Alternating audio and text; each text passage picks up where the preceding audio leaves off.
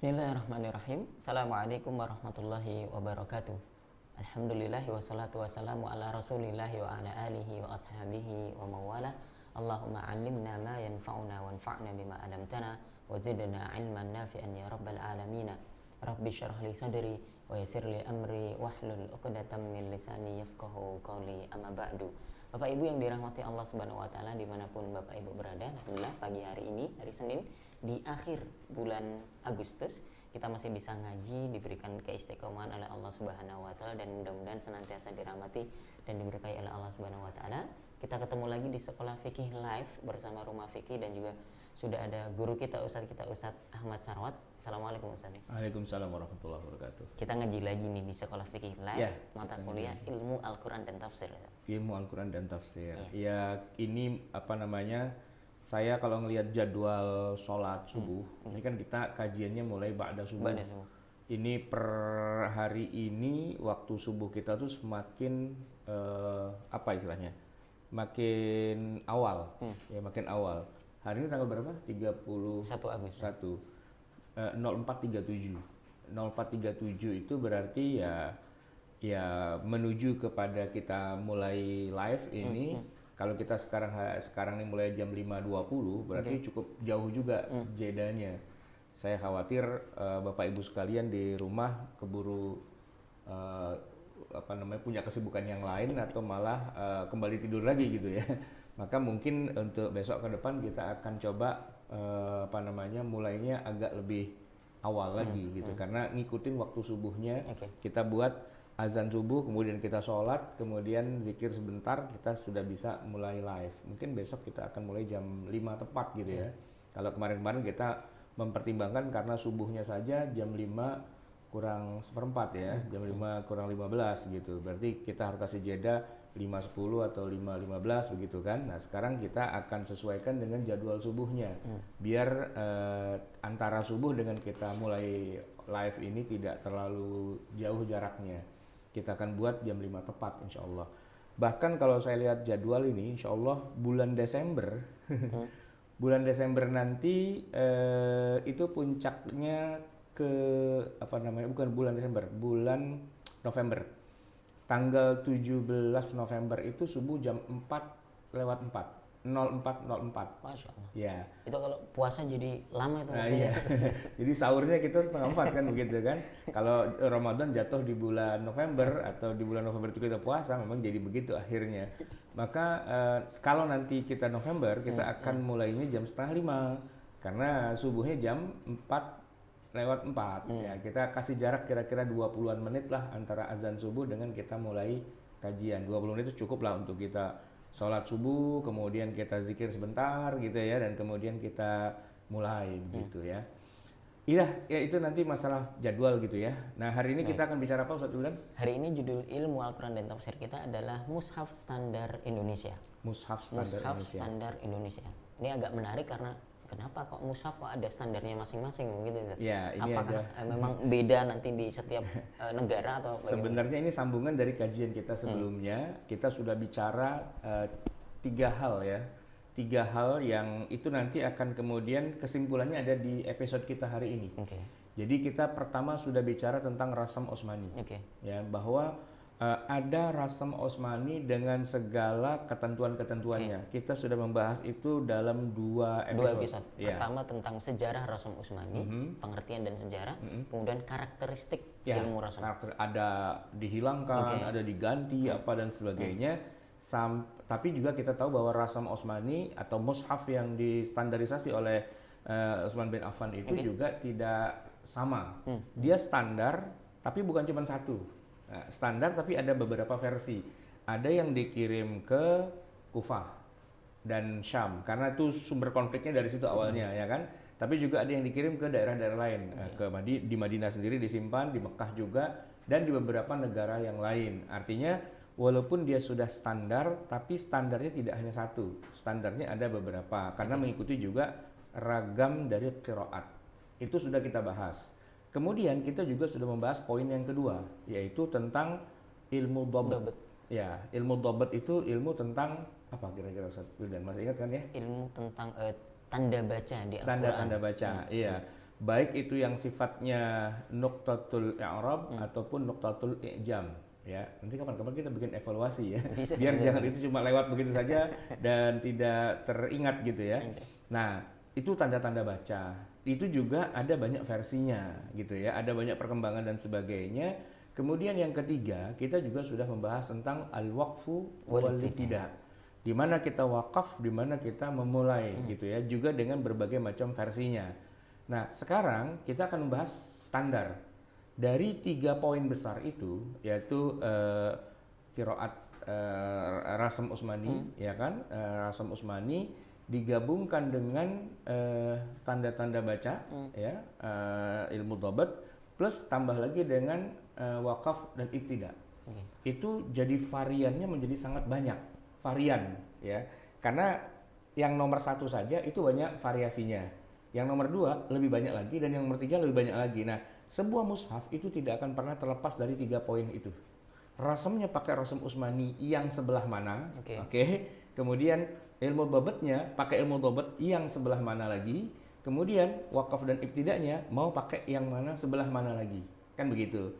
Nah, itu jadi nanti akan begitu banyak varian. Kalau gitu nanti mushaf kita muncul itu dengan banyak varian, gitu kan. Dengan pertama ngomongin qiraat aja udah beda, ya kan. Yang kedua bicara tentang alamat tanda-tanda baca itu juga sudah beda-beda lagi. Plus yang terakhir di mana wakafnya, di mana ibtidanya itu juga sudah beda-beda lagi. Nah, kita nanti akan membandingkan itu semua.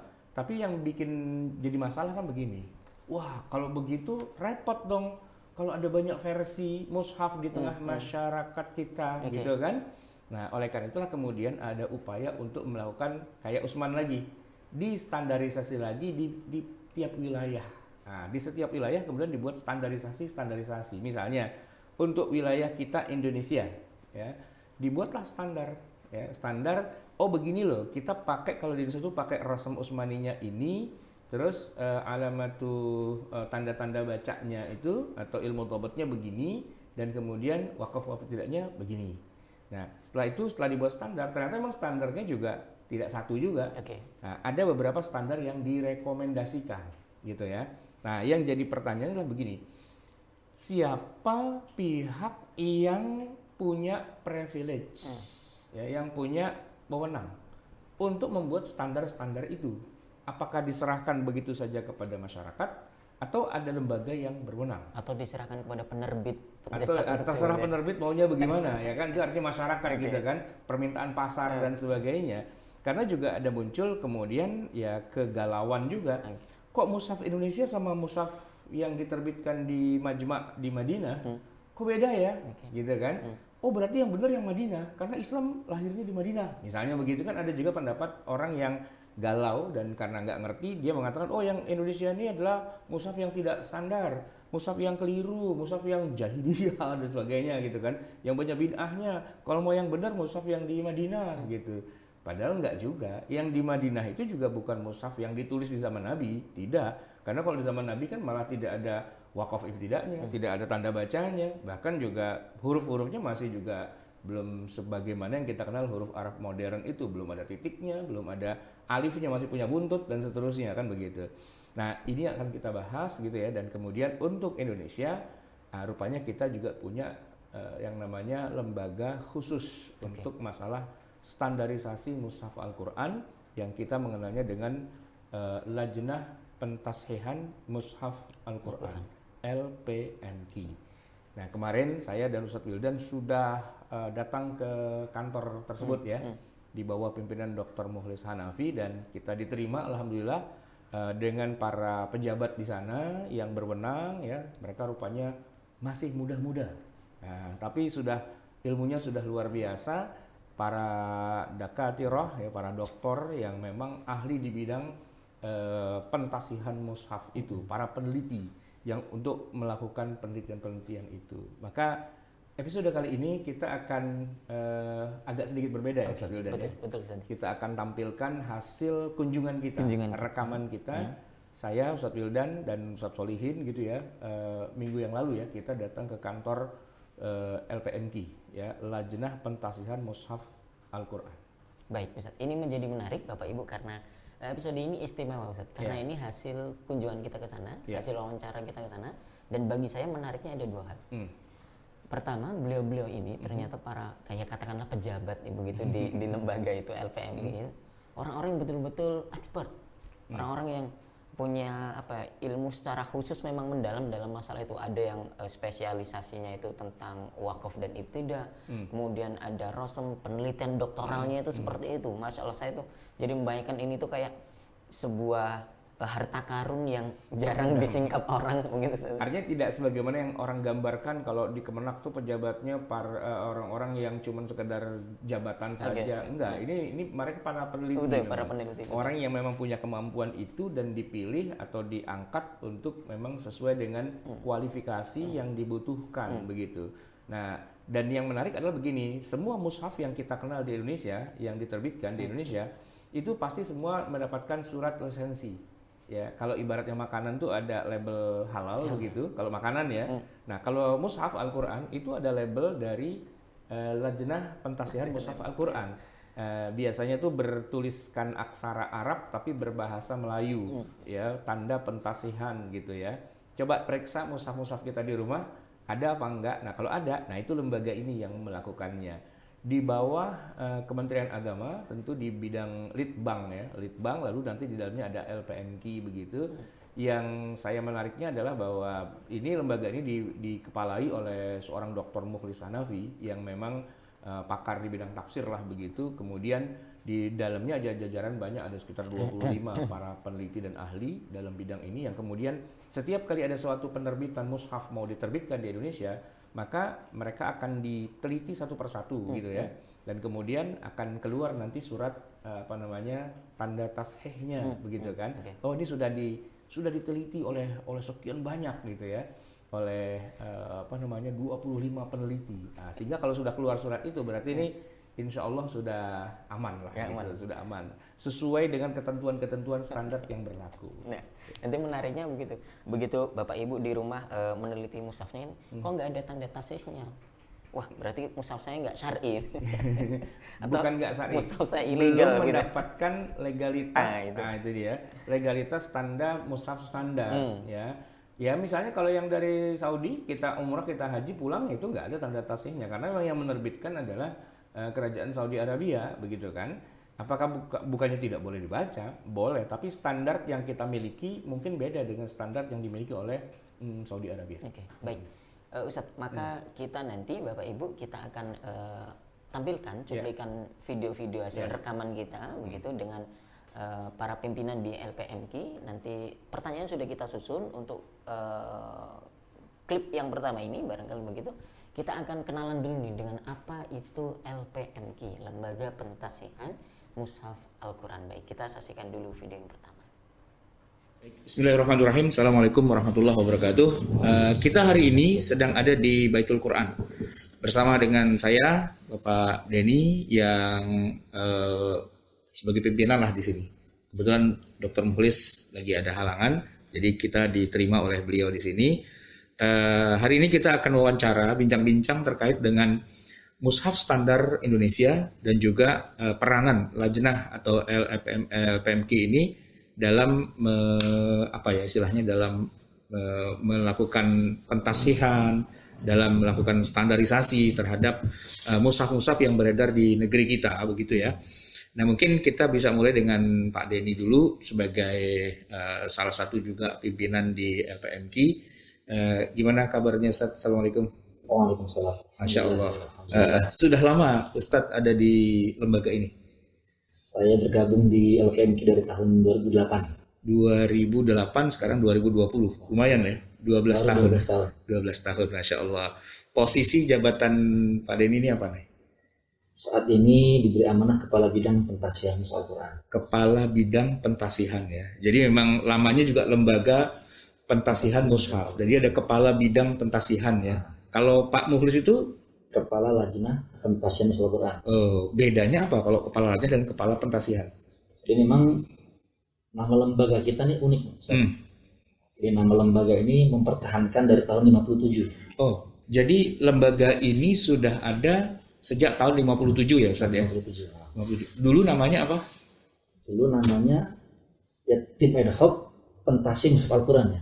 Tim ad hoc pentasih mushaf Al-Quran. Tahun 57 itu berarti 12 tahun setelah Indonesia merdeka. 12 tahun setelah Indonesia merdeka. Sudah ada ya? Sudah ada. Berarti masih zaman Orde Lama ya? Udah lama. Zaman Pak Karno ya berarti ya. Pak Karno. Waktu itu menteri di bawah Menteri Agama juga. Menteri Agama. Waktu itu di bawah Menteri Agama. Di bawah Menteri Agama Pak siapa waktu itu Menteri Agama? Sudah Wahid sudah 51 bulan itu. Iya. Sudah ada ya, itu Ya ya. sebelum itu bahkan dari tahun 51 sudah ada Lajnah Taftis namanya dulu. Oh, Lajnah Taftis ya. Lajnah Oke, Mushaf Taftis. Al-Quran itu. Nah itu peranannya pada saat itu ya seperti hari ini juga kah? Atau dulu hanya sekedar ya katakanlah misalnya kalau mau ada mushaf di sini lalu ditasih begitu saja, atau seperti sekarang ini yang sudah punya standar mushaf Indonesia? Nah kalau dulu peranannya ya hanya melakukan pentasihan dan pengawasan Al-Quran saja. Mengawasi ya. Oke. Peredaran di mushaf yang akan beredar ke masyarakat harus dibaca oleh tim pentasih itu. Ya, Nanti akan keluarkan surat izin edarnya atau surat pentasih. Setelah itu baru digandakan dan beredar ke masyarakat. Iya. Nah kalau untuk lembaga saat ini jauh lebih berkembang. Tidak hanya pentasihan saja. Oh, iya. Tapi ada bidang pengkajian Al-Quran. Bidang 2. Bidang 2 ya. Bidang 2. Oh, jadi yang Pak Denny itu sekarang kan tasih itu ya, tapi nanti ada lagi yang bidang 2 itu ya. Ya. Itu untuk pengkajian. Pengkajian yang melahirkan Al-Quran terjemah. Tafsir ilmi, tafsir tematik, tafsir Kementerian Agama. Nah itu dari bidang 2. Kita udah punya semua tuh ya. Saya beli itu yang tematik, yang juga terjemah. Kalau terjemah baru dikasih dari sini ya. Yang ilmi juga ya kan dari sini semua ya. Baik. Berarti itu bidangnya melahirkan atau memproduksi lah karya-karya tafsir lah ya gitu ya. Nuzul, ada Makti Madani. Oke, iya. Luar biasa ya berarti ya.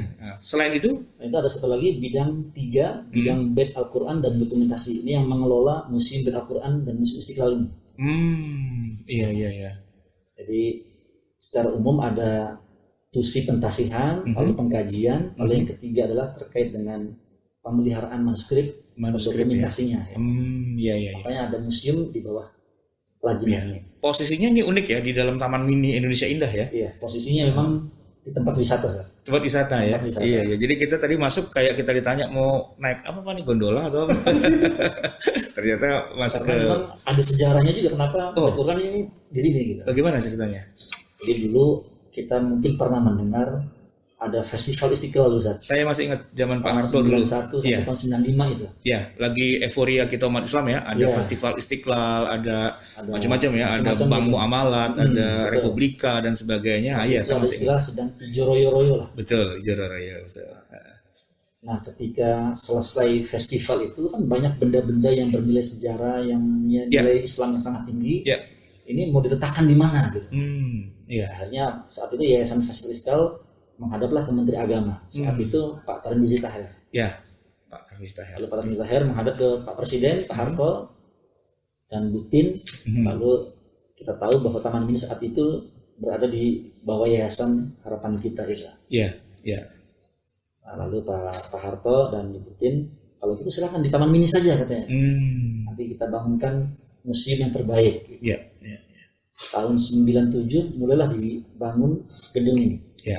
Baru selesai tahun 98. Pas itu terjadi reformasi ya. Pas reformasi. Iya. Tapi mohon maaf nih, kalau boleh tahu kemudian berarti status tanahnya ini milik negara, milik Cendana atau milik apa nih berarti? Sementara ini status tanahnya ada di sertifikatnya di Setnek, milik negara. Oh, milik negara ya. Termasuk Taman Mini juga berarti. Termasuk Taman Mini juga. Oh iya, kalau dulu kan kita tahu waktu punya Pak Harto tuh, waktu punya Cendana gitu ya. Tapi ternyata bukan ya, bukan harta pribadi beliau ya. Masuknya ya Setnek lah begitu ya. Berarti aman lah ya secara status begitu ya. Berarti sekarang ini katakanlah ini menjadi aset milik Lajnah begitu ya kira-kira ya. Milik Kementerian Agama. Kementerian Agama. Ya, dalam hal ini Lajnah apa namanya atau malah Litbang ya. Ya, Lajnah ini kan di bawah Litbang ya. Di bawah Badan Litbang dan Diklat. Baik. Ya, itu jadi sekilas ya kira-kira terkait dengan masalah posisi lembaga pentasihan mushaf Al-Quran, di mana Pak Denny ini sebagai bagian yang pentasihannya itu sendiri ya. Baik Ustaz, itu sejarah atau sekelumit tentang LPMK gitu. Ya, bagi saya menarik Ustaz. Saya berubah jadi host. Iya, makanya yang menarik bagi saya dua itu. Hostnya itu langsung Ustaz Ahmad Sarwat begitu. Dan pakai masker. Pakai masker karena kita masih dalam suasana Covid pandemi. Protokol kita mengharuskan kita pakai masker kalau saya dengan Ustaz Wildan ini kita satu rumah lah. Satu rumah di kita rumah fikih begitu nggak ada masalah, tapi kalau kita ke kantor orang, kita ke kampus, kita kemana ya kita pakai masker. Gitu. Jadi unik juga ya. Ini nanti jadi kenang-kenangan ini video ini kalau ditonton 10 tahun ke depan, itu kenapa lagi wawancara kok pakai masker? Oh itu ada kejadian seperti ini ya. Itu menarik. Oke, Ustaz. Tadi tentang LPMK, bahwa ternyata ini bukan dalam tanda kutip bahasa kasarnya itu bukan lembaga kemarin sore begitu Ustaz. Oh ya, sudah lama ternyata. Berapa tahun setelah kita merdeka kita sudah punya lembaga itu. Ya, ini menariknya adalah dulu namanya taftish ya. Kalau saya pakai perasaan taftish tuh kayak orang tuh digeledah gitu. Lembaga penggeledah. Penggeledah. Makanya mungkin sekarang namanya tasheh gitu kan, lebih nyaman, lebih ramah di telinga gitu. Ditasheh gitu, bukan ditaftish. Kalau taftish itu artinya digeledah. Diperiksa. Oke. Itu LPMK. Dan juga kita tadi bicara kok bisa sampai tempatnya itu kantornya itu di Taman Mini begitu ya. Kita Euforia tahun 90-an lah ya. Karena memang waktu itu ada peristiwa besar, kita punya Festival Istiqlal. Saya hadir pada saat itu dan saya menyaksikan banyak manuskrip Al-Quran kuno dan sebagainya itu dipamerkan di situ, dan kemudian sekarang dibuatkan jadi Baitul Quran. Jadi kita punya museum Al-Quran gitu ya. Museum Al-Quran isinya ya manuskrip kuno Al-Quran di Nusantara dan di berbagai tempat. Walaupun kita nggak punya yang kopian dari mushaf di zaman Khalifah Utsman, itu adanya di Mesir, di Tashkent, atau di satu lagi di mana ya, di Madinah kalau nggak salah, di Topkapi ya, di Istanbul, Turki, iya betul. Turki ya. Nah itu menarik tuh, jadi Bapak Ibu jamaah sekalian kalau main ke Taman Mini ya jangan cuma ke ke gondola kereta atau apa anjungan tapi begitu masuk pintu tiket itu sebelah kanan, nah itu ada namanya Museum Al-Quran atau Baitul Quran, atau disitulah kantornya lembaga pentasihan mushaf Al-Quran, Lajnah Pentasihan Mushaf Al-Quran. LPMK di situ juga ada BWI juga. Oh iya, kantornya di situ juga Badan Wakaf Indonesia. Ya. Di situ. Jadi satu begitu. Nah, jadi ini Indonesia negara Islam juga ya, kuat banget ya. Ada punya Lajnah Pentasihan dan sebagainya. Itu official, itu resmi negara. Jadi orang yang di situ tuh ya PNS gitu. Jadi pejabat negara resmi, bukan sesuatu yang sifatnya swasta gitu. Kalau mohon maaf, kalau misalnya Majelis Ulama Indonesia saja itu masih agak-agak swasta begitu. Dia lebih merupakan lembaga swadaya masyarakat, Majelis Ulama. Tapi kalau LPMK ini adalah di bawah Litbang Kementerian Agama. Jadi ini official negara gitu, dibiayai oleh APBN. Oleh APBN negara kita. Dan alhamdulillah ditempatkan orang-orang yang katakanlah capable ya, punya kapabilitas yang bagus gitu, dan peranannya sangat besar, yaitu mushaf di Indonesia itu mereka lah yang mentashehnya. Nah tadi kita juga disambut oleh Pak Denny, Pak Denny itu kepala dari bagian pentasihannya. Ya. Jadi kalau ada Pak bagian Mukhlis itu lembaganya secara besarnya. Nah kalau Pak Denny ini kepala bidang pentasihannya. Nah iya. Karena nama lembaganya kan Lajnah Tasih gitu kan, Lajnah Pentasihan.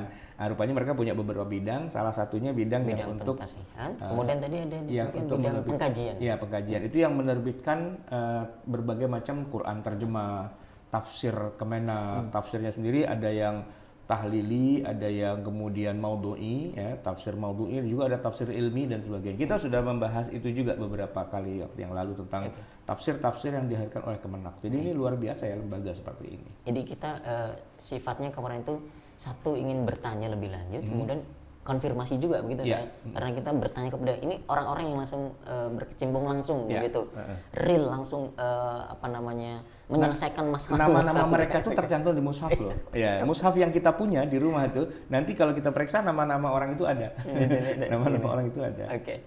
Itu tentang LPMK secara sekilas begitu Bapak Ibu, nanti bisa lebih lanjut lagi untuk datang sendiri begitulah kapan-kapan silaturahim ke LPMK sambil jalan-jalan di Taman Mini gitu, sambil juga melihat Al-Quran di Indonesia itu kayak apa wujud dan rupanya. Oke, baik. Berikutnya kalau tadi di awal saya tanya kepada Ustadz kenapa mushaf itu harus distandarkan, ya karena memang ada banyak berbagai riwayat atau katakanlah ikhtilaf juga begitu di dalam masalah riwayat, kemudian dobat, kemudian al-waqfu wal ibtida'nya begitu. Nah, kita juga pengen tahu nih, kenapa LPMK ini sebagai sebuah lembaga yang punya otoritas atau kewenangan, beliau itu mentasheh begitu. Kenapa Quran itu harus ditasheh? Apa karena banyak salahnya? atau bagaimana begitu ya? Misalnya kita akan lihat videonya berikut ini. Kita mungkin masuk ke bagian pentasihan ya. Jadi peranan LPMK ini dalam mentasih ini, sebenarnya kalau dibilang mentasih itu kan Quran kan memang sudah turun dari Allah ya. Kenapa harus ditasih? Itu pertanyaan yang awam banyak muncul kan gitu. Berarti salah apa gimana nih selama ini para sahabat nulisnya salah? Atau misalnya dulu Abul Aswad Ad-Du'ali apa kemudian siapa itu yang berikutnya itu salah menurutkannya, kenapa harus ditasih dan sebagainya. Lalu sebenarnya yang ditasih itu maksudnya mentasih itu ngapain sih sebenarnya? Nah, ini mungkin bisa dijelaskan sedikit. Jadi sesungguhnya yang kita tasih itulah naskah masternya, jadi bukan Qurannya. Jadi kita punya peraturan Menteri Agama nomor 44 tahun 2016, ada definisi pentasihan itu. Jadi pentasihan adalah kegiatan meneliti, memeriksa, dan membetulkan naskah master Al-Quran. Naskah master Al-Quran. Baik. Dengan cara membacanya secara seksama, cermat, berulang-ulang, sampai tidak ditemukan kesalahan. Jadi itu definisi pentasihan, Ustaz.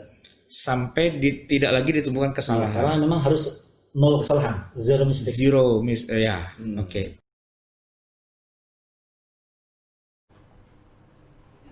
Baik Ustaz, itu terkait job desk dari LPMK.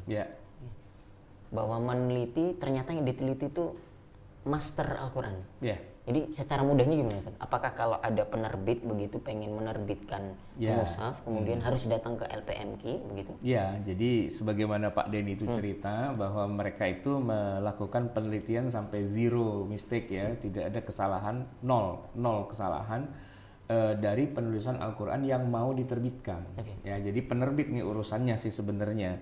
Jadi kalau Al-Quran yang ada di tangan kita umat manusia ini ya nggak salah gitu. Cuman ketika mau diterbitkan, si penerbit kan pasti menulis ya. Dia membuat desain huruf-hurufnya, ada khototnya, kemudian ada mungkin terjemah, ada tafsir, ada apa segala macam, termasuk memasukkan tanda wakaf, tanda dobat ya, tanda alamat-alamat tulisan dan sebagainya itu. Nah itu kan manusia yang mengerjakannya. Nah itu yang ditasih sebelumnya.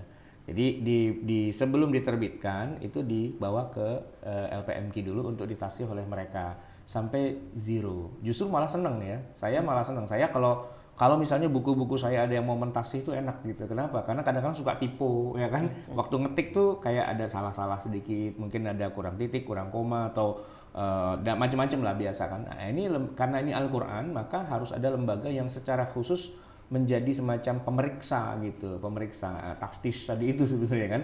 Nah, tapi dia istilahnya tasih, jadi kalau ada yang salah tuh nanti dan bahkan tuh berlapis-lapis gitu ya. Enggak cuma sekali. Nanti mungkin ada juga tadi saya lihat rekamannya bahwa beliau mengatakan itu dilakukan berkali-kali, enggak cuma sekali saja gitu. Jadi mushaf yang mau diterbitkan oleh sebuah penerbit di Indonesia itu kalau sudah mendapatkan surat tasheh dari lembaga ini, maka sudah ada jaminan bahwa dia zero kesalahan dalam penulisan. Nah, itu menarik bagi saya juga. Zero mistake, 0 kesalahan. Yang dimaksud kesalahan itu apa saja, kita juga pengen tahu juga ya. Nanti kita lihat video yang ketiga ini. Jadi yang dimaksud kesalahan-kesalahan itu apa saja sih kira-kira begitu? Silakan. Kesalahan. Berarti ada yang salah gitu ya? Kesalahan tulisannya. Ya, maksudnya para khototnya ya, para penulisnya itu mungkin saja dia melakukan kesalahan ya. Tapi kriteria kesalahan di sini gini, apakah kesalahan itu karena memang waktu itu ditulis dengan rasam imla'i lalu dia kurang usmani gitu, atau bagaimana? Atau mungkin usmani tapi mungkin kan ada macam-macam kan. Di zaman Khalifah Utsman itu kan beliau membuat standar Al-Quran dengan berbagai macam versi untuk orang di mana di Kufah, dengan orang di Syam, dengan orang di mana kan emang sedikit berbeda sesuai dengan qiraatnya begitu kan. Qiraatnya Ibnu Mas'ud begini standarnya, qiraatnya Abu Musa al-Asy'ari begini, atau apa yang lain kan disesuaikan.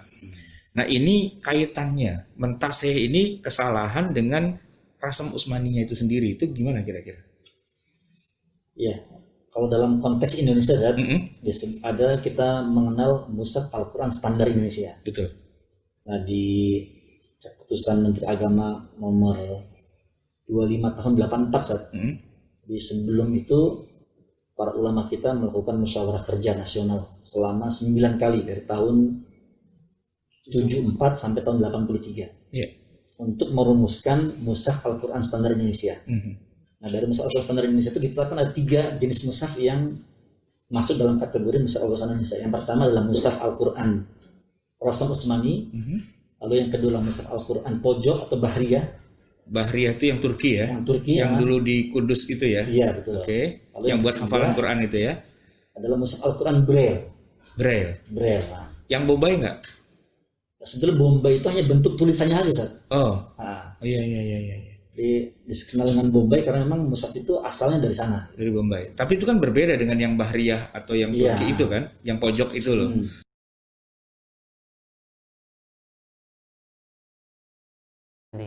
Tadi saya sih sebenarnya pengen mengikuti ini, tapi ada istilah-istilah Quran Bombay, Quran Bahriyah, pojok itu apa maksudnya sebenarnya? Iya, sebelum ada yang standar kita punya sekarang dengan khot yang lebih bagus lagi, dulu mushaf Al-Quran yang beredar di tengah kita Indonesia itu disebut dengan istilah mushaf Bahriyah.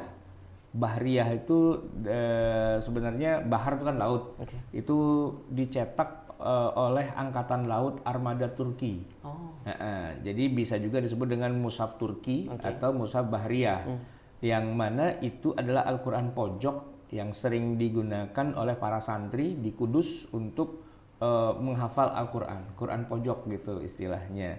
Nah, ini yang juga dianggap sebagai standar juga, yang sudah terlanjur sejak awal beredar di tengah masyarakat Indonesia gitu kan. Nah, jadi dibilang mushaf standar Indonesia itu nggak cuma satu standarnya. Ada 3 berarti. Ada yang Bahriyah atau Turki itu ya. Kemudian yang kita kenal sekarang ini, dan satu lagi yang Braille. Braille itu juga standar juga untuk orang-orang yang punya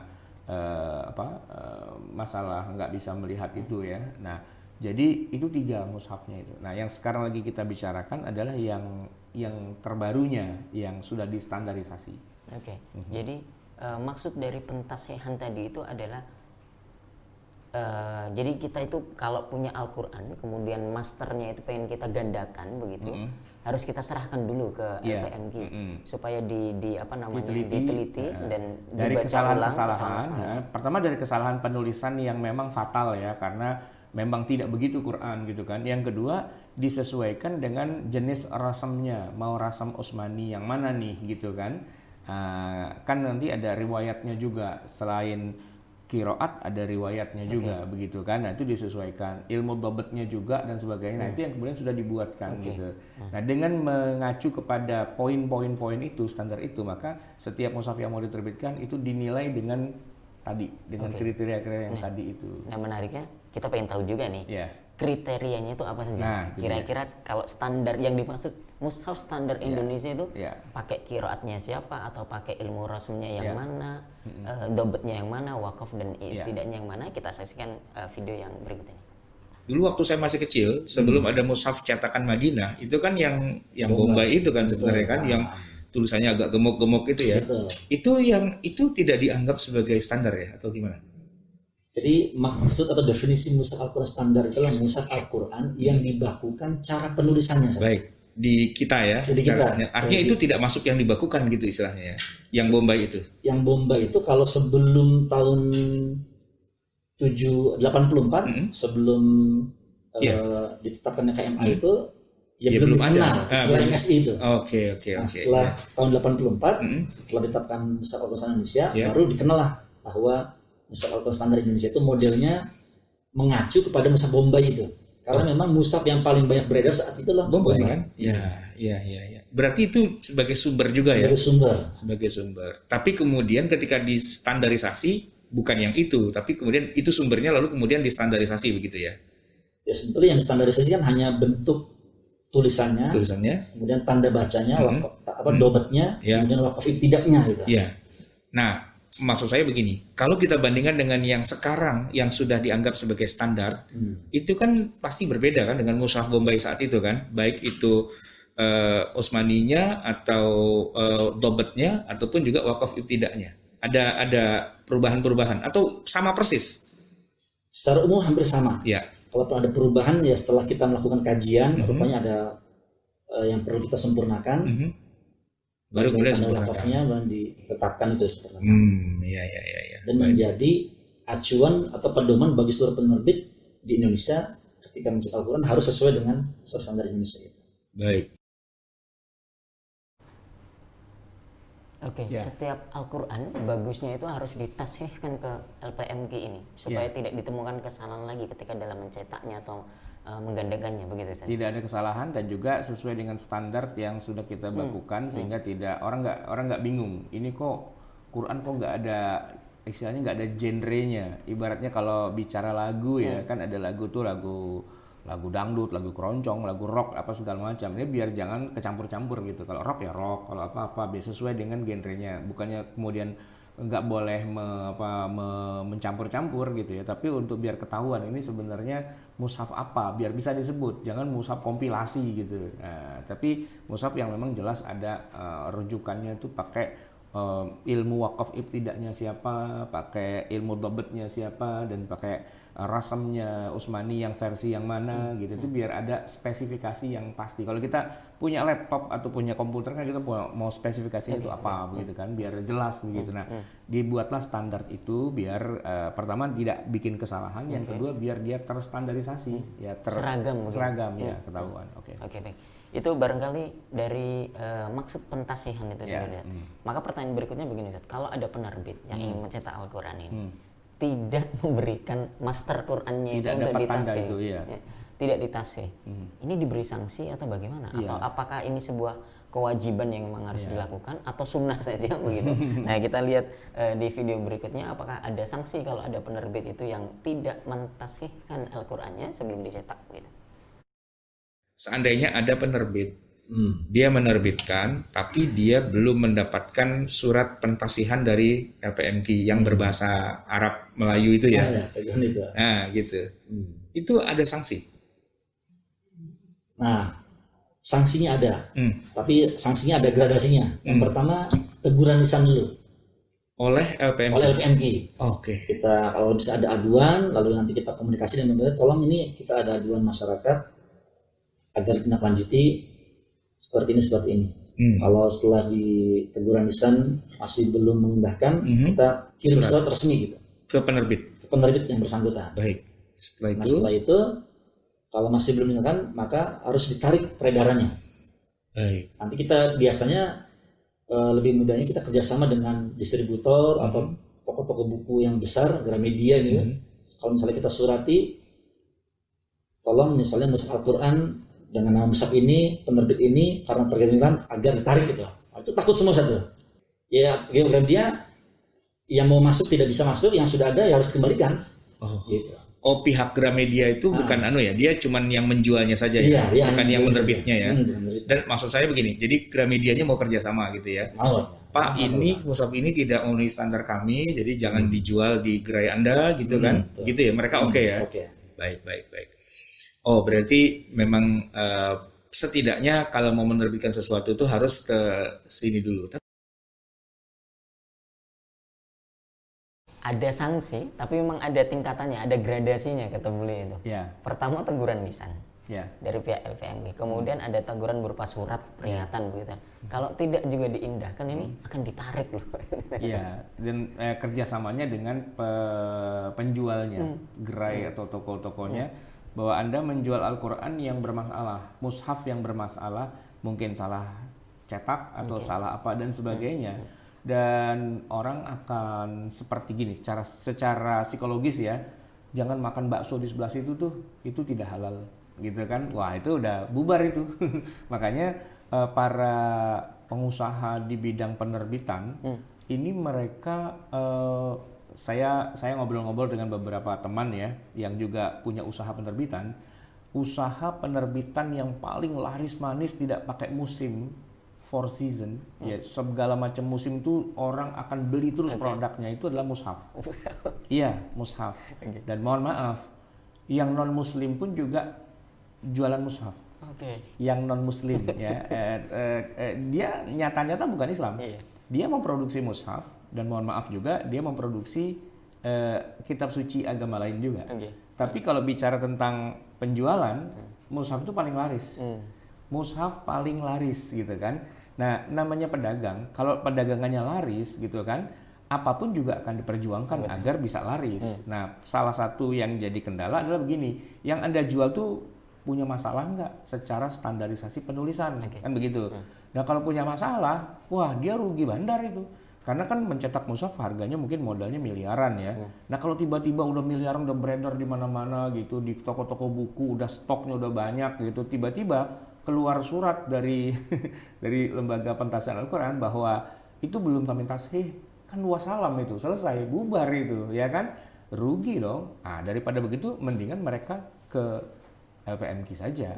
Karena apa? Karena kalau sudah dapat tanda tashih itu seperti kayak udah dapat izin untuk bisa mengeluarkan. Dan saya nih secara psikologis ya, kalau buku saya tuh ada yang mentashih gitu, saya lebih seneng gitu daripada buku saya dijual orang gitu apa dibeli orang tapi belum ada yang mengoreksi. Ya, kayak kita bikin bikin tulisan ilmiah ya.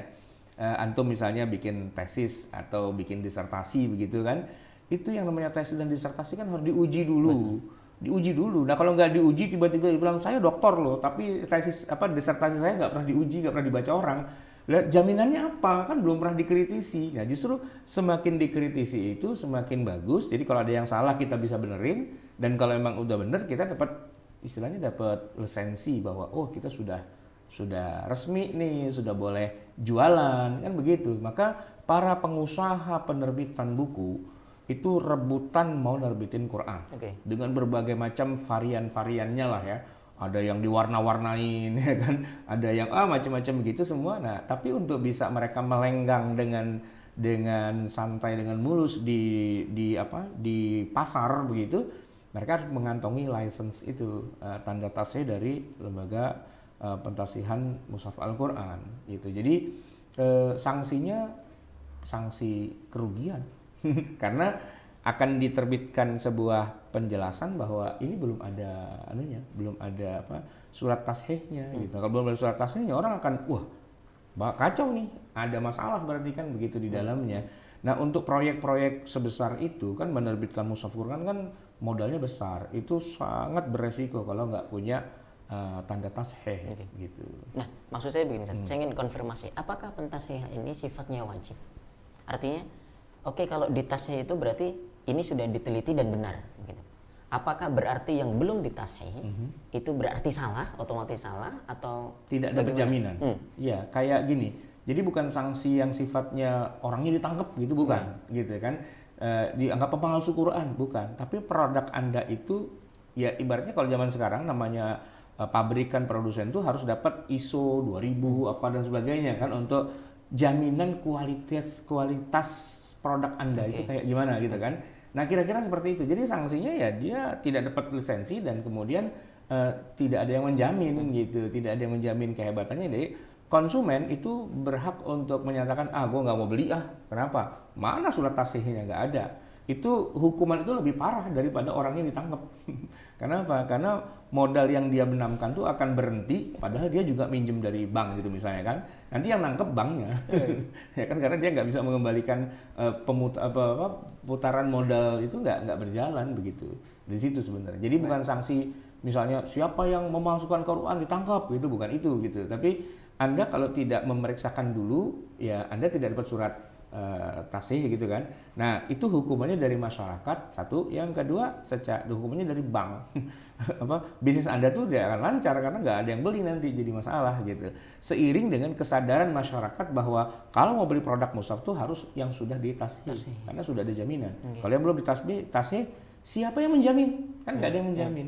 Ibarat kita pakai hadis, kalau sudah dijamin sama Bukhari sama Muslim, Bukhari Muslim, ya sudah kan selesai. Tapi kalau ini hadis riwayat siapa?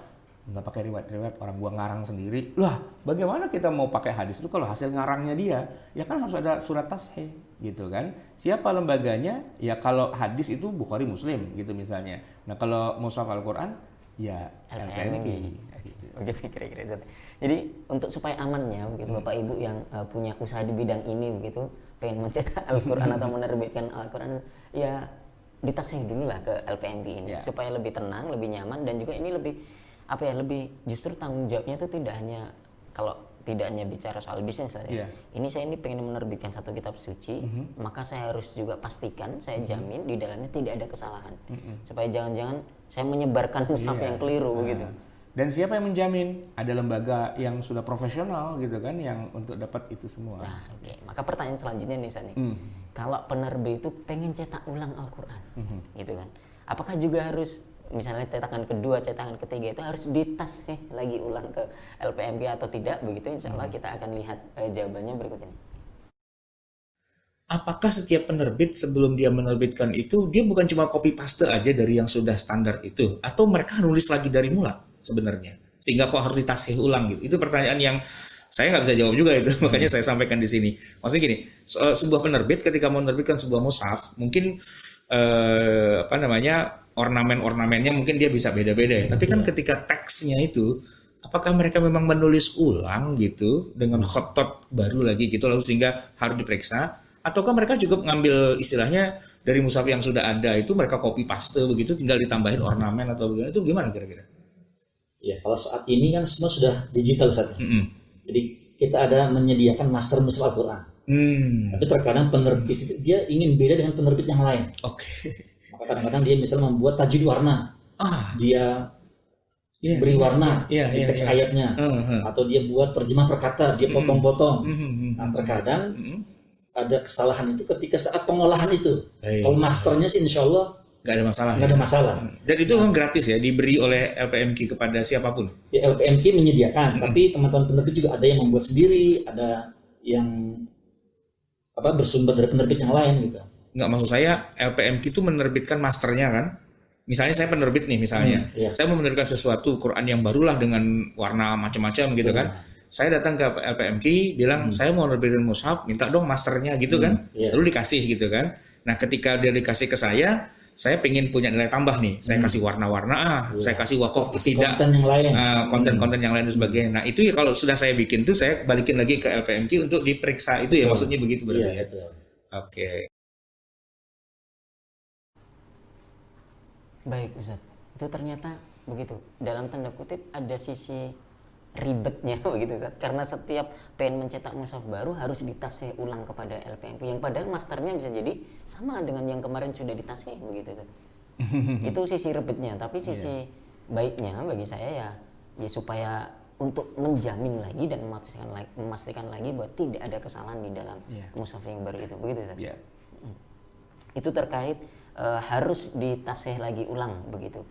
Tadi juga disebutkan di LPMK itu sudah sebenarnya memberikan gratis begitu masternya itu sebenarnya silakan ini, tetapi memang di antara penerbit nanti kan ada konten-konten tambahan begitu. Kita kenal hari ini mushaf ada yang berwarna-warni, ada yang beri tajwid-tajwidnya. Nah dalam sisi pengolahan itu yang bisa jadi ada kesalahan itu menurut Pak Denny. Nah, beliau sudah setiap hari itu berkecimpung dengan pentasnya mushaf ini. Dan kalau kita lihat kemarin waktu kita ke sana itu saya melihat pemandangan sekitar juga. Para peneliti itu betul-betul pegang master mushaf begitu. Jadi ada kopian begitu dan sambil berdiri atau sambil duduk begitu memurojaah terus begitu. Coret-coret begitu. Itu menarik sekali. Satu-satunya orang yang boleh mencoret-coret mushaf itu ya mereka itu. Karena dalam rangka mentashih gitu kan. Jadi dikasih catatan dan bahkan itu berlapis ya, sesudah ditashih oleh satu orang diserahkan lagi kepada yang berikutnya dan berikutnya. Dan itu berarti mereka semuanya hufaz. Oh iya, bukan cuma hufaz tapi ahli rasam usmani, ahli ilmu dhabt dan ahli qiraat ya. Iya, mau nggak mau ya gimana? Mau memeriksa kok nggak orang awam ya kan nggak bisa. Memeriksa ya harus orang yang ahli di bidang itu. Iya, mau jadi juri apa itu Indonesian Idol gitu misalnya kan, juri-juri itu ya dia harus penyanyi senior, jangan yang dia juga baru belajar, ya nggak mungkin. Oke, baik. Pertanyaan selanjutnya ini kita akan putar video klipnya tentang apakah boleh penerbit itu atau kita itu pengen mencetak mushaf itu menggunakan standar yang bukan menjadi standar di Indonesia. Baik, kita lihat videonya. Tapi ada juga yang ngambil dari luar, misalnya yang tidak dari master yang sudah dibuatkan oleh PMK. Misalnya, wah saya ngambil dari Madinah aja deh, Madinah keren nih kayaknya gitu. Itu bagaimana kalau kayak gitu? Nah, master yang dari Madinah boleh, tapi tetap harus disesuaikan sesuai dengan mushaf standar Indonesia. Tadi rosemnya, tanda bacanya, dobetnya, wakaf ibtidanya, karena beda antara mushaf kita dengan mushaf Madinah itu. Oke. Boleh pakai master mushaf Madinah, tapi tetap harus ditashehkan ke LPMP karena mau dijual di Indonesia. Karena mau dijual di sini. Jadi standarnya ilmu qiraatnya, rosemnya, dobetnya, wakaf ibtidanya harus disesuaikan dengan standar kita karena kita sudah punya pakemnya begitu. Baik. Pertanyaan terakhir ini Ustaz, di video kita kali ini apa saja kira-kira perbedaan mushaf Indonesia dan mushaf Madinah begitu. Kita lihat videonya. Nah ini dia pertanyaan yang paling penting ini. Mushaf yang diterbitkan oleh Madinah dengan mushaf standar Indonesia itu sama atau beda? Jawabannya tidak semuanya sama. Di mana letak tidak samanya? Nah ini nanti teman-teman fantasi dan peneliti nih yang secara detail yang sudah melakukan penelitian dan kajian sampai menjadi dokter mereka. Ya dari segi rosem pertama, dari segi madhab kan berbeda. Kalau mushaf standar Indonesia madhabnya kan Abu Amr Adani. Kalau mushaf Madinah Abu Dawud Sulaiman bin Najjar. Beda ya, dari rosemnya saja sudah beda ya. Nanti mungkin Pak Zainal bisa menyebutkan tuh persisnya ada berapa ribu kata perbedaan itu. Baik. Tentu mayoritasnya di hadzaf dan itsbat alif itu. Ya, itu di situ ya. Ya di situ. Oke, itu dari rosemnya. Kemudian dari dobetnya? Dari dobetnya juga banyak juga. Nah, dobetnya udah pasti banyak beda lah ya. Lebih banyak lagi ya pastinya ya. Oke, belum lagi wakaf ibtidanya ya. Wakaf ibtidanya juga karena rujukannya kan memang berbeda. Pasti. Setelah kita lakukan kajian, kalau kita mayoritas merujuk ke As-Sajawandi untuk wakafnya. Wakaf ibtidah ya? Wakaf ibtidah. Oke, pasti beda ya. Pasti beda. Jadi dari 3 poin itu dari Rasam Utsmaninya, mazhabnya sudah beda. Sama-sama Rasam Utsmani, tapi alurnya alur yang berbeda ya riwayatnya ya. Oke, kita pakai Abu Amr Adani. Mereka pakai Abu Dawud Sulaimani. Oke, itu udah dari awal beda. Kemudian dobetnya udah pasti beda. Kemudian juga wakaf ibtidahnya beda. Jadi 3 poin besar itu ya di situ ya perbedaan utamanya. Kan ada juga pertanyaan di masyarakat. Yang mushaf Utsmani itu yang Madinah loh. Kalau Indonesia itu tidak Utsmani, gitu kan? Itu keliru berarti ya. Ya Utsmani mau semua juga Utsmani. Toh dari Utsmannya sendiri juga udah beda-beda kan dari awal. Utsmani beneran nggak ada titiknya, nggak ada harokatnya. Malah nggak ada titik, nggak ada harokatnya, belum ada naktul i'rab dan naktul ijamnya belum ada kan? Wah, ya lebih parah lagi. Malah nggak ada yang bisa baca itu. Saya saja nggak bisa baca itu kalau dari sana. Karena itu ada di beberapa negara ya katanya. Walaupun tapi benar ya. Di kita punya nggak? Ada 3. Kita hanya punya duplikasinya. Duplikasinya. Di sini ada ya? Duplikatnya ada. Di museum kita ini ada ya? Ya hanya file. Oh, cuma dalam bentuk software ya. Oke. Iya. Di Tashkent ya? Apa di mana? Di Tashkent ada, di Mesir, di Masjid Hussein. Kemudian di Top Copy di Turki, Istanbul ya. Baik. Wah, luar biasa. Ini ilmu pengetahuan yang tidak ada di mana-mana. Tidak ada di YouTube, tidak ada di mana-mana. Saya pikir kita harus bikin rutin kajian seperti ini tentang kajian mushaf, kajian Rasam Utsmani dan sebagainya. Karena ini ilmu baru, khususnya buat saya pribadi. Saya kuliah S1 belajar fikih, syariah, perbandingan mazhab dan sebagainya, tapi begitu saya ditanya oleh Pak Fatoni, itu tanda harokat apa itu? Itu kan ada alif di atasnya ada kayak huruf short gitu kan? Nggak tahu saya bilang apa itu gitu kan? Oh ngakunya ustadz tapi itu nggak tahu gitu kan? Nangis saya waktu masuk S3 itu ditanya Pak Fatoni, itu apa namanya gitu? Nggak tahu. Coba buka mushaf yang satu lagi, ada nggak? Nggak ada Pak. Ini yang palsu yang mana katanya? Yang palsu yang mana? Nggak tahu tuh urusan kayak gitu-gitu. Nah ketika kuliah baru nyambung. Oh ada begini. Nah ternyata teoritisnya itu di kampus ada, tapi implementasinya itu adanya di sini malah di lajnah. Ternyata yang sudah langsung terjun dan kemudian melakukan pentasihan dan sebagainya itu luar biasa. Jadi hari ini buat saya luar biasa nih. Saya ketemu dengan bapak-bapak yang mulia ini yang yang merupakan representasi dari apa yang ilmu teoritis yang kita pelajari di kampus, di sini malah sudah langsung dipraktekkan dalam sesuatu amal yang dan nyata. Teman-teman pentasi jadi merasakan itu, Ustaz. Oh iya. Jadi ketika menjadi pentasi karena setiap hari bergelut dengan mushaf, akhirnya terbuka tuh wawasan terkait ilmu permusafan. Iya, permusafan. Yang kita cuma dapat secara teoritis gitu kan. Kita hanya dapat kulit-kulitnya ya. Akhirnya alhamdulillah teman-teman bisa jadi dokter di barakat mushaf Quran itu. Masya Allah. Barakallahu lakum. Baik. Oke Ustadz, itu sekilas tentang wawancara kita dengan LPMG kemarin itu beliau memang pakar betul dan setiap hari job desk-nya itu mentasih Al-Quran. Yeah. Sampai nggak tahu ya kemarin kita sempat rekam atau tidak itu beliau itu sampai hafal yang beliau tasih itu. Ini kan baru wawancara dengan satu orang, dengan Pak Denny saja. Itu masih ada 2 lagi.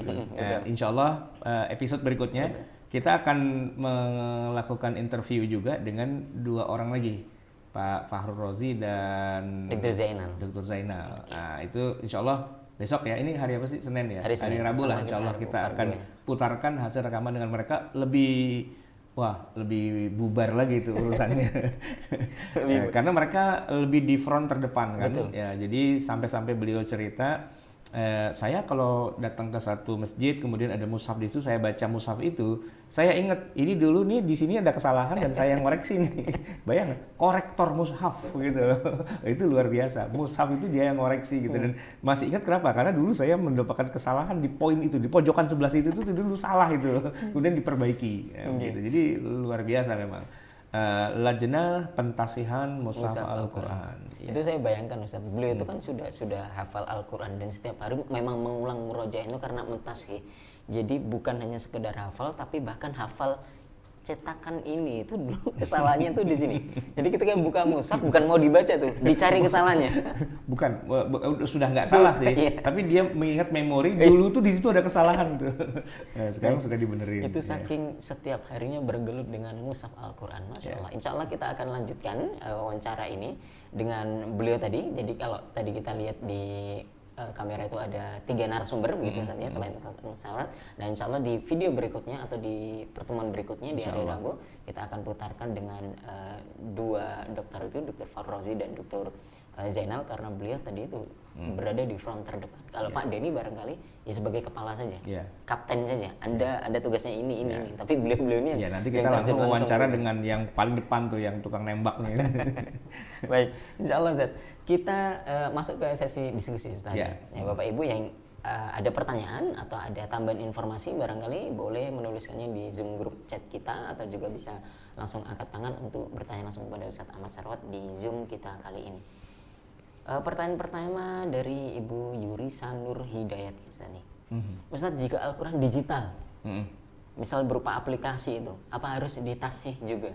Harus, wajib, kudu, ya kan? Cuma yang jadi masalah adalah begini, kalau dia ditulis pakai teks digital, itu nanti ada banyak tanda wakof dan sebagainya, tanda-tanda baca tuh yang nggak muncul teksnya, gitu kan? Oleh karena itu pentasihan itu harus dilakukan juga biar dia sesuai dengan kaidah-kaidah yang sudah ditetapkan gitu. Nah kebanyakannya sih kalau kita orang di Indonesia walaupun bikin Quran digital tuh kebanyakan copy paste aja. Teksnya copy paste dari berbagai negara yang macam-macam lah, dari Madinah, dari mana gitu. Sebenarnya itu nggak salah, cuma satu kekurangannya apa?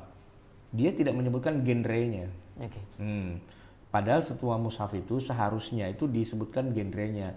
Mushaf ini ditulis dengan rasam Osmani menurut riwayatnya siapa gitu. Jadi harus ketahuan kan menurut qiraatnya siapa dan seterusnya gitu. Sehingga jadi kita nggak kemudian wah ini kok beda sama yang ini, wah ini palsu nih ya gitu. Ada tertulis begitu. Ada satu orang teman dia mengirimkan saya sebuah contoh produk yang mau dia luncurkan. Biasalah mushaf Android, gitu kan. Dia bilang, Ustaz tolong tolong diperiksa gitu, atau dikomentari, atau malah sebenarnya pengen saya suruh endorse gitu loh. Saya bilang oke, tapi saya mau tanya dulu, ini mushaf Rasam Osmani itu riwayatnya siapa? Riwayat? riwayat apa? Riwayatnya udah bener, udah sahih dari Bukhari Muslim. Enggak lah, saya bilang. Masa Quran Bukhari Muslim gimana sih gitu kan. Ya emang riwayat apa lagi katanya gitu. Nah gini loh, ente itu ya mau bikin produk isinya mushaf Quran, tapi nggak tahu harus bagaimana, ini riwayat siapa, ngopi dari mana gitu kan. Nah sebenarnya kan saya bilang harusnya ente ke sana, ke LPMQ untuk dimintakan kepada sana untuk mendapatkan tanda tasheh gitu, sudah benar apa belum gitu kan, sesuai dengan ketentuannya. Jadi bukan hanya cetak ya, tapi juga elektronik tuh seharusnya begitu, biar nggak ada kesalahan atau kebingungan. Nah karena nanti akan ada banyak versi gitu, dan setiap versi itu harus ada judulnya, bahwa ini adalah mushaf dengan riwayat Hafiz dari Asim gitu kan, atau riwayat Qalun, apa Warsh atau apa dan sebagainya, itu harus ada rujukan itunya, kemudian tanda waqaf ibtida'nya bagaimana, ilmu dhabitnya kayak apa dan sebagainya, itu harus tertuang di situ biar ketahuan. Sama dengan misalnya kalau ada waktu sholat, jadwal waktu sholat. Karena di 4 mazhab itu kan beda-beda. Jadi kalau kita bilang waktu sholat, kalau dibilang menurut DKI Jakarta dan sekitarnya gitu ya, sebenarnya itu pakai sebuah acuan gitu, acuan tertentu gitu. Nah kita kadang-kadang pakai jadwal yang internasional gitu kan, itu nggak sama dengan yang kita berlaku di Jakarta. Kenapa? Karena mungkin mazhabnya bukan mazhab yang kita pakai di Indonesia, jadi dia bisa kelebihan, bisa kekurangan dan sebagainya karena menurut ukurannya mazhabnya mereka masing-masing. Jadi awqatus shalah, jadwal sholat itu kalau kita di Indonesia itu yang Departemen Agama atau yang itu emang sudah standar, Badan Hisab dan Ruqyat kita itu sudah menerbitkan yang itu sama, nggak bisa beda-beda begitu kan. Tapi kalau kita pakai standar yang dari Ummul Qura, dari Pakistan, dari Mesir, dari mana itu, boleh jadi mereka pakai mazhab mereka, dan ketika dia masukkan waktu Jakarta itu nggak sesuai dengan DKI Jakarta dan sekitarnya, maka bisa jadi kalau lagi puasa itu kita bukanya duluan pakai waktu hitungannya orang Mesir gitu kan, nggak bener itu sebenarnya. Kira-kira seperti itu. Itu gambaran mudahnya. Yeah. Oke, jadi mushaf Android pun atau aplikasi pun juga harus di tasheh juga. Oke, baik. Pertanyaan berikutnya Ustaz dari Pak Alzam nih. Saya ada beberapa Quran di rumah, setelah saya cek, ini menarik, berarti tadi ngikuti anjuran kita. Ternyata ada yang tidak ada tanda tasihnya, ada keterangan penyelaras, penanggung jawab, pemeriksa dan lain-lain gitu. Apakah itu juga tanda tasheh yang dalam arti swasta atau mandiri dari penerbit dia tersendiri? Iya, berarti itu tidak standar gitu kan. Yang standar itu cuma satu, dari Lembaga Pentasihan Mushaf Al-Quran Kementerian Agama. Itu pun juga, itu punya ciri khas. Itu tanda tasihnya tuh ditulis teksnya dalam aksara Arab Melayu. Dan kalau nggak aksara Arab Melayu gitu, itu bukan ciri khasnya. Jadi untuk mudahnya kita memahami, ini udah dapat tanda tasih belum? Itu pasti tulisannya tulisan teks Arab, tapi bahasanya bahasa Melayu, bahasa Indonesia. Barangkali di pertemuan berikutnya kita bisa tampilkan Ustaz ya, contoh lembar tasihnya itu ya. Jangan-jangan memang dikira itu berbahasa Arab. Ya, tapi kalau dibilang apakah kalau nggak ada tanda tasnya jadi salah? Enggak juga. Cuma nggak ada yang jamin. Nah itu aja kan. Nah kalau ada tanda tasnya berarti ada yang jamin. Yang jamin itu lembaga yang profesional, yang itu negara gitu loh yang jamin, dan yang mentase itu sudah ada 25 orang di situ yang mau meneliti sampai subuh lah istilahnya gitu. Diteliti sampai subuh itu, sampai nggak ada kesalahan, sampai zero kesalahan gitu. Nah kalau belum ada tanda tasih itu ya bukan berarti kita mengecilkan, tapi memang itu tidak standar begitu. Baik Ustaz. Ini pertanyaan dari jemaah YouTube ya Ustaz. Dari Pak Nur Taufik Ismail. Assalamualaikum Ustaz. Kalau nama-nama yang dicantumkan di Mushaf Saudi kan tercantum ada ulama Suriah, Mesir dan lain-lain begitu. Mengapa tidak dilibatkan ulama Indonesia atau Malaysia? Oh, belum terkenal mungkin kita di sana ya.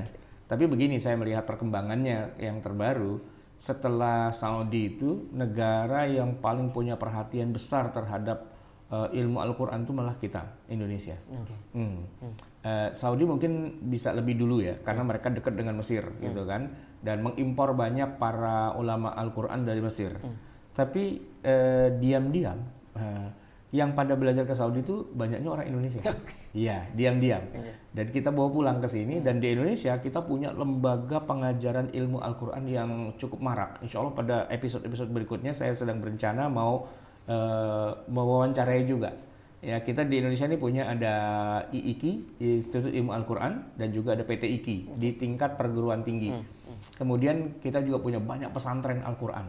Ya, IIKI sendiri punya pesantren takhasus untuk ilmu Al-Quran. Bukan hanya hafal, bukan hanya pinter taronum lagu-lagu nagam gitu, tapi ilmu Al-Qur'annya yang ada qiraah sam'ahnya, yang ada ilmu rasam dan sebagainya, ada pakar-pakarnya.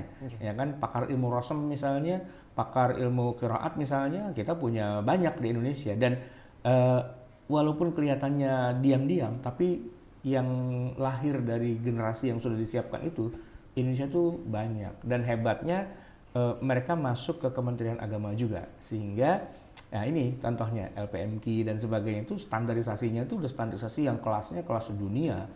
Yang mana negara-negara Islam yang lain belum punya lembaga kayak gini. Kita malah punya, dan wajar saja kalau kita punya. Kenapa? Karena kita Muslim terbesar di dunia. Pertama, kita penduduk terbesar keempat di dunia. Indonesia adalah negara terbesar keempat di dunia secara jumlah penduduk. Dan kalau secara jumlah populasi umat Islam, kita nomor 1 di dunia. Maka Indonesia itu adalah negara Islam terbesar, akbar daulah Islamiyah fil alam. Ya, Saudi itu nggak ada apa-apanya. Gitu. Dan satu lagi, Quran Saudi yang diterbitkan di Madinah itu paling banyak dicetak tuh buat kita, buat Indonesia.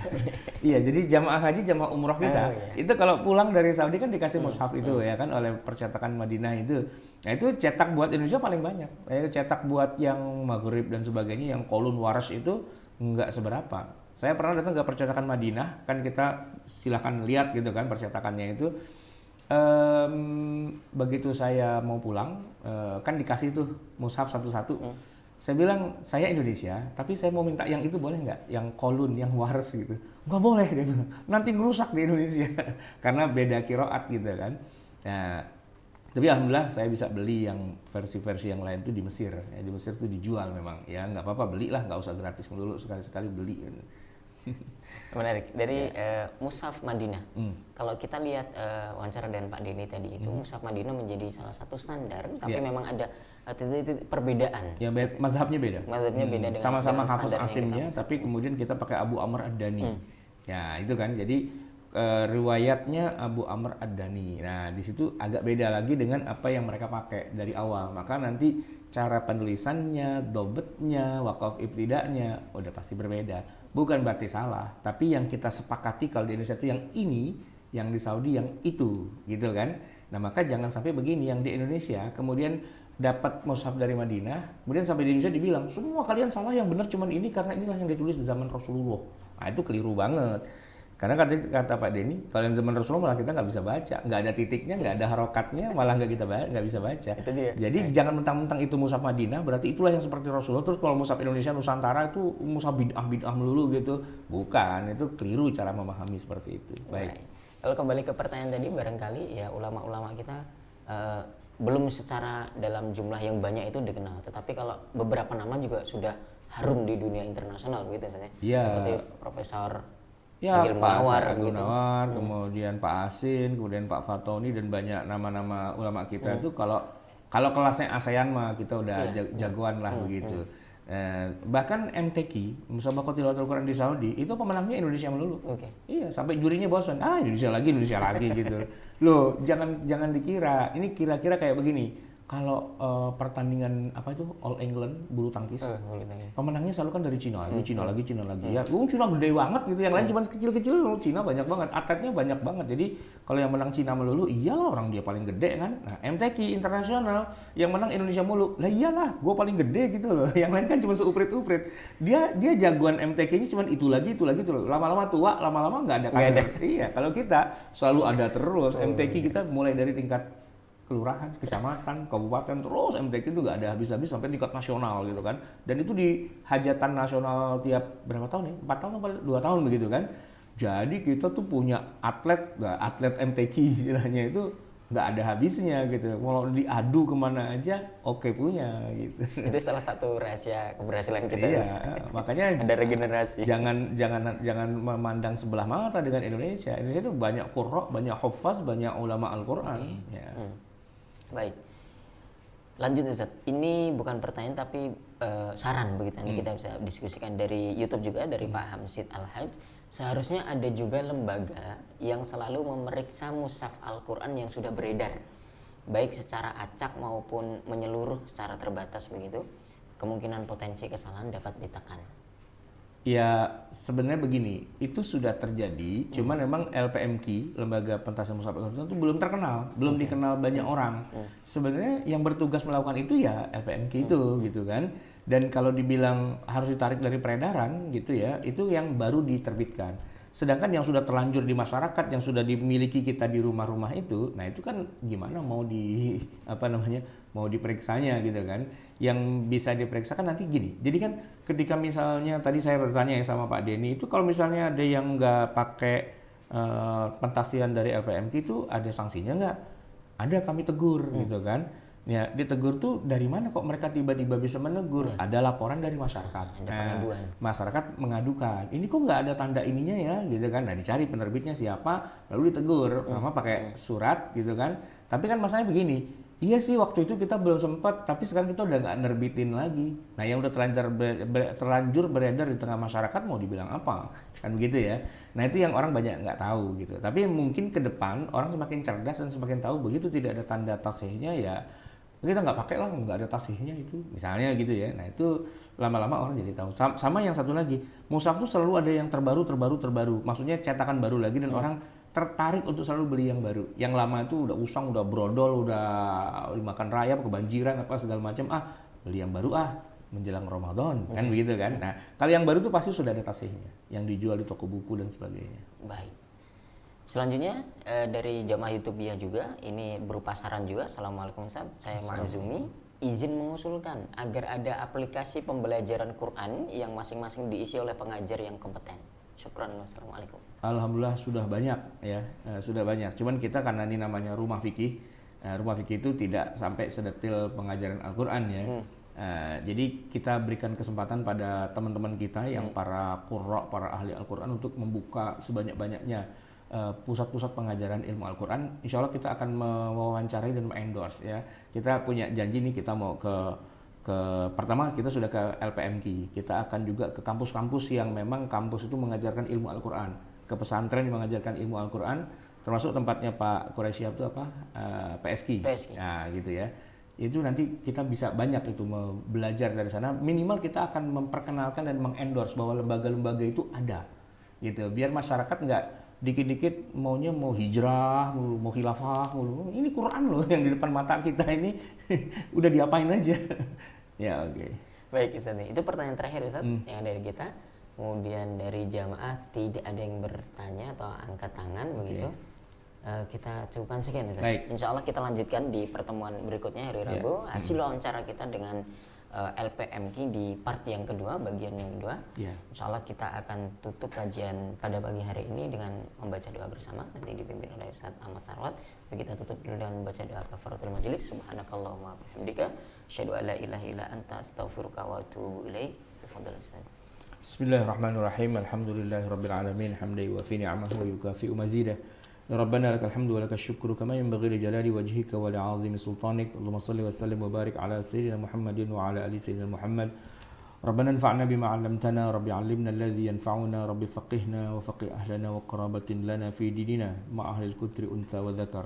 رب وفقنا وفقهم لما ترتضي قولا وفعلا كرما، وارزق الكل حلالا دائما، واقل اتقياء علما، نحظى بالخير ونكفى كل شر. ربنا أصلح لنا كل الشؤون وأقر بالرضا منك العيون، واقض عنا ربنا كل الديون قبل أن تأتينا رسل المنون، واغفر واستر أنت أكرم من ستر، وصلاة الله تغشى المصطفى من إلى الحق دعانا والوفا، لكتاب فيه للناس الشفا، وعلى الآل الكرام الشرفاء، وعلى الصحب المصابيح الغرار. اللهم اهدنا بهداك واجعلنا ممن يسارع في رضاك، ولا تولينا وليا سواك، ولا تجعلنا ممن خالف أمرك وعصاك، وحسبنا الله ونعم الوكيل، ولا حول ولا قوة إلا بالله العلي العظيم. Sallallahu ala sayyidina Muhammadin wa ala alihi wa sahbihi wasallam, walhamdulillahi rabbil alamin. Assalamualaikum warahmatullahi wabarakatuh. Waalaikumsalam.